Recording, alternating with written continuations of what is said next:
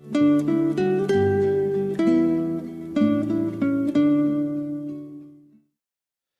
오늘도 사무엘하서 7장에 기록된 이 말씀을 통해서 하나님께서 주시는 은혜를 우리가 함께 나누기를 원합니다. 여러분, 이 사무엘하서 7장 말씀에는 이 다윗을 통해 세우게 될 이 하나님의 집, 이 하나님의 나라에 대해서 기록을 하고 있습니다. 이 다윗은 이스라엘의 왕이 된 뒤에 이 법궤를 찾아 하나님을 예배함으로 이 하나님의 도우심도 회복을 하게 됩니다. 이렇게 이스라엘 백성들의 영적인 모습이 회복이 될 때 하나님께서는 약속대로 자기 백성들의 보호자가 되어주시고 또 이 백성들은 복을 받고 이 삶 속에서 평안을 누리게 됩니다. 그래서 여러분, 사무엘하서 7장 1절 말씀에 보시면 이 다윗과 그의 나라가 평안을 누리게 되었다고 말씀을 하고 있습니다. 여러분, 이것이 하나님 나라의 복입니다. 1절 말씀에 보시면 여호와께서 주위의 모든 원수를 무찌르사 왕으로 궁에 평안히 살게 하실 때에 라고 말씀을 합니다. 하나님께서 주위에 있는 이 대적들을 막아주심으로 다윗은 평안을 누리게 됩니다. 그리고 이 다윗은 나라가 안정이 되었을 때 이제 예루살렘에 하나님을 예배할 수 있는 성전을 건축할 마음을 먹게 됩니다. 다윗은 예루살렘 성 안에 법궤를 옮겨 놓기는 했지만 이 성막이라는 이 장막에 법궤를 보관하고 있었습니다. 아마 이때는 성막 전체를 다 옮겨온 것이 아니라 성막 안에 있는 성소만 옮겨온 것 같습니다. 그래서 다윗은 나단 선지자에게 이 법궤를 보관할 성전을 건축하겠다는 의견을 전달하게 됩니다. 여러분, 3절 말씀해 보시면 나단 선지자도 그것을 좋게 여기고 왕이 원하시면 행하시면 됩니다 라고 답을 주게 됩니다. 근데 하나님께서 그날 밤에 이 나단 선지자에게 나타나셔서 이 하나님의 뜻을 전하게 됩니다. 내가 언제 내 백성에게 성전을 지으라고 말한 적이 있느냐? 다윗이 내 집을 짓는 것이 아니라 내가 이 다윗의 집을 지음으로 이 하나님의 나라가 이 땅에 이루어지게 하겠다라고 말씀을 하십니다. 다시 말해서 이 성전에 대해서는 하나님의 계획이 있고 또 하나님의 뜻이 있다는 것입니다. 여러분, 12절 말씀에 보시면 이 성전은 다윗의 아들 솔로몬 때에 건축하게 된다고 말씀을 합니다. 그리고 하나님께서는 창세기 3장 15절에 말씀하신 것처럼 이 여자의 후손을 통해 이 땅에 있는 죄인들을 구원할 하나님의 구원 계획을 말씀해 주십니다. 하나님께서는 아브라함과 이 다윗의 후손을 통해 예수 그리스도를 구원자로 보내실 것이고 또 이 예수 그리스도를 통해 하나님의 집, 하나님의 나라가 이 땅에 이루어지게 될 것을 말씀해 주십니다. 여러분, 이게 바로 하나님의 구원 계획입니다. 그렇기 때문에 사람의 눈에 보이는 이 성전보다 더 중요한 것은 눈에 보이지 않는 이 하나님 나라가 더 중요한 것입니다. 그런데 이 다윗은 자기 생전에 할 수 있는 일, 또 손으로 할 수 있는 이 성전 건축에 대해서 이야기를 했지만 하나님께서는 먼 미래에 이 다윗뿐만 아니라 다윗의 후손을 통해 이 땅에 세워지게 될 하나님의 집, 하나님의 나라에 대해서 말씀해 주십니다. 다윗은 이런 하나님의 말씀을 통해 역사를 보는 눈과 또 하나님 나라에 대한 영적인 안목이 열리게 되었고 또 하나님께 감격하게 됩니다. 여러분, 사람들은 눈에 보이는 성전을 원하지만 그것보다 더 중요한 것은 눈에 보이지 않는 이 하나님의 나라라는 것입니다. 여러분, 사무엘하서 7장 8절에서 16절까지 말씀해 보시면 하나님께서 나단 선지자를 통해 이 하나님께서 세우시게 될 하나님 나라에 대해서 설명을 하게 됩니다. 네가 내 집을 짓는 것이 아니라 내가 너를 위해 집을 지을 것이고 너의 나라를 내가 견고하게 하겠다라고 약속을 하십니다. 여러분, 16절 말씀에 보시면 네 집과 네 나라가 내 앞에서 영원히 보존되고 네 왕위가 영원히 견고하리라 하셨다 하라라고 말씀을 합니다. 하나님께서는 이 하나님의 집을 위해 염려하는 이 다윗의 믿음을 보시고 앞으로 이 다윗을 통해 이루어지게 될 하나님의 나라에 대해서 말씀해 주시는 것입니다. 여러분, 이 하나님의 나라가 바로 이 다윗의 후손으로 오실 이 예수 그리스도를 통해 이루어지게 될 하나님의 나라, 이 신약 교회를 말하는 것입니다. 그리고 이 다윗은 하나님께서 이루시게 될 이 하나님의 나라 사역에 자기 인생이 쓰임받게 되었다는 것을 깨닫게 됩니다. 그래서 다윗은 자기 인생을 돌아보면서 이 시골 한 구석에서 양을 지키던 목동을 불러서 이렇게 큰 하나님의 나라의 일꾼으로 세우시고 또 쓰임받게 하신 이 하나님의 은혜에 감격을 하게 됩니다. 그래서 여러분 18절에서 19절까지 말씀해 보시면 다윗의 감격이 기록이 되어 있습니다. 다윗이 여호와 앞에 들어가 앉아서 이르되 주 여호와여 나는 누구이오며 내 집은 무엇이기에 나를 여기까지 이르게 하셨나이까. 주 여호와여 주께서 이것을 오히려 적게 여기시고 또 종의 집에 있을 먼 장래의 일까지도 말씀하셨나이다. 주 여호와여 이것이 사람의 법이니다. 평범하지 않는 일입니다. 라고 말씀을 하고 있습니다.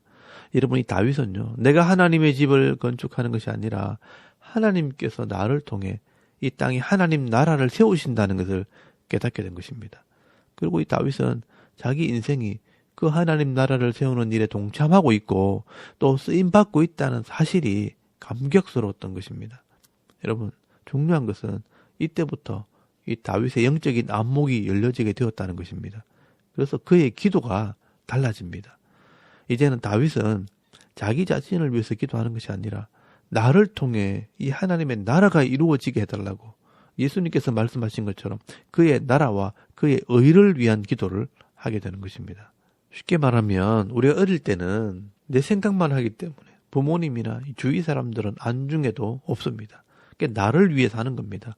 그런데 철이 들고 성숙해지면 이제는 자기만 생각하는 것이 아니라 부모님의 마음을 생각하고 또 주위 사람들을 챙기는 것과 같은 것입니다. 여러분 21절 말씀해 보시면 주의 말씀으로 말미암아 주의 뜻대로 이 모든 큰 일을 행하사 주의 종에게 알게 하셨나이다 라고 말씀을 합니다. 다윗은 자기 자신만 생각하다가 이제는 하나님의 뜻과 계획을 알게 된 것입니다. 그래서 이 다윗은 하나님의 뜻을 이루기 위해 기도를 하게 됩니다. 그래서 여러분 24절에서 29절까지 말씀해 보시면 이 다윗의 기도가 기록이 되어 있습니다.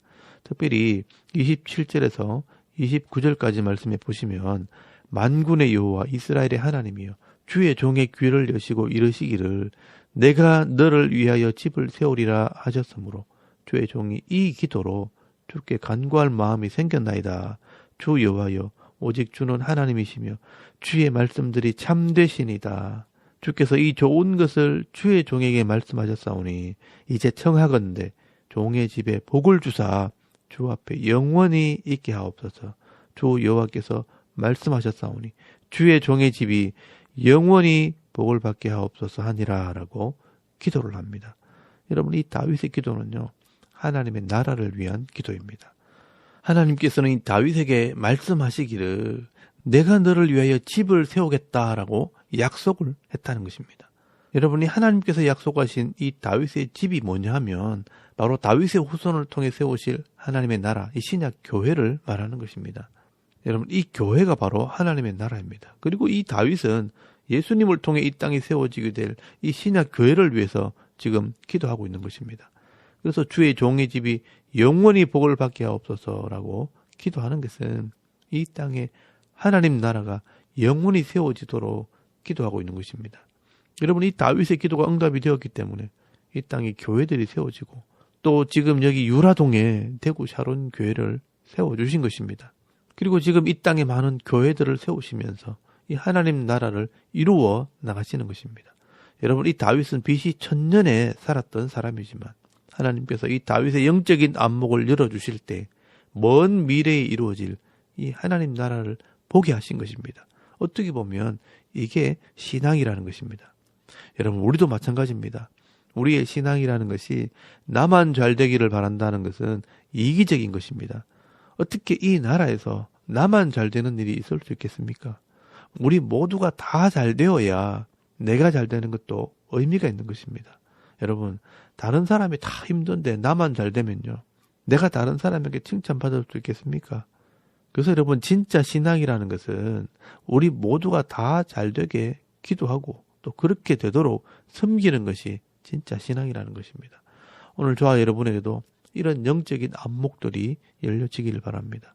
그래서 그저 자기 혼자 잘 살기 위해서 나의 안녕을 구하고 내 자식, 내 집만 잘 되라고 구하는 것이 아니라 나를 통해 이웃이 잘 되고 또 나를 통해 심지어 원수까지 회개하고 돌아오기를 기도할 때 결국 그 가정과 내 기업은 저절로 복을 받게 되어지는 것입니다.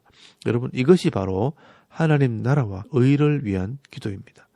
그래서 예수님께서 마태복음 6장 31절에서 33절까지 말씀해 보시면 그러므로 염려하여 이르기를 무엇을 먹을까 무엇을 마실까 무엇을 입을까 하지 말라. 이는 다 이방인들 불신자들이 구하는 것이라. 너희 하늘 아버지께서 이 모든 것이 너희에게 있어야 할 줄 아시느니라. 그런즉 너희는 먼저 그의 나라와 그의 의를 구하라. 그리하면 이 모든 것을 너희에게 더하시리라 라고 말씀을 하고 있는 것입니다. 여러분, 성도들은 세상 사람들처럼 그저 이 땅에서 먹고 마시고 입는 것 때문에 염려하며 살지 말라고 말씀합니다. 나와 내 집이 먼저 하나님 나라가 되고 하나님께 쓰임받게 되면 나를 통해 하나님께서 일하시기 때문에 내게 필요한 것들은 하나님께서 더해 주시는 것입니다. 그러므로 오늘 이 말씀을 들으시는 모든 성도들은 세상 사람들처럼 내 필요를 위해서 기도하는 것이 아니라 나와 내 집에 하나님의 나라가 이루어지도록 또 하나님 말씀이 이루어지도록 기도할 수 있기를 바랍니다. 그러면 하나님께서 우리를 통해 이 땅에 하나님의 나라를 보여주시는 것입니다. 그리고 우리의 필요를 아시는 하나님께서 다 채워주시고 더해주시는 복을 주시는 것입니다. 그래서 여러분, 오늘 사무엘하서 7장 9절 말씀에도 보시면 하나님께서 다윗의 이 모든 것을 책임져 주신다고 말씀을 하고 있습니다. 네가 가는 모든 곳에서 내가 너와 함께 있어 네 모든 원수를 네 앞에서 멸하였은즉 땅에서 위대한 자들의 이름같이 네 이름을 위대하게 만들어 주리라 라고 말씀을 하고 있습니다. 네가 가는 곳에 늘 함께하고 임마누엘하고 모든 원수를 멸해 주시고 잘라주시고 또 위대하게 만들어주겠다, 크게 해주시겠다라고 말씀을 하십니다.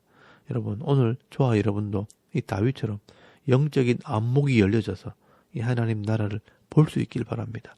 다윗이 주의 종의 집이 영원히 복을 받게 하옵소서 먼저 그의 나라와 그의 의를 위해 기도할 때 복을 받은 것처럼 그의 나라와 그의 의를 위해 여러분도 기도할 때 이 땅에 필요한 모든 것들이 더해지는 은혜를 누리시고 또 염려하고 근심하며 살아가는 것이 아니라 감사하고 찬송하며 일평생 이 평안의 복을 받아 누리며 살아가는 저와 여러분의 이런 영적인 삶의 모습이 되실 수 있기를 주의 이름으로 축원합니다.